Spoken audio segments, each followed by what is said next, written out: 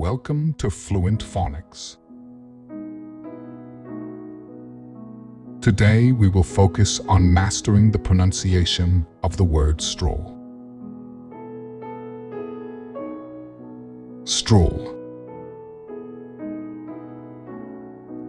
Stroll. Stroll.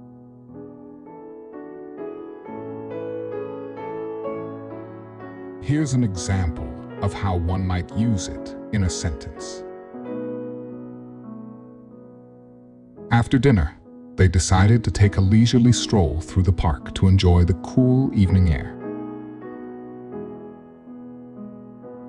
Stroll refers to a leisurely walk taken for relaxation or pleasure, typically at a slow or unhurried pace, often in a scenic or pleasant environment.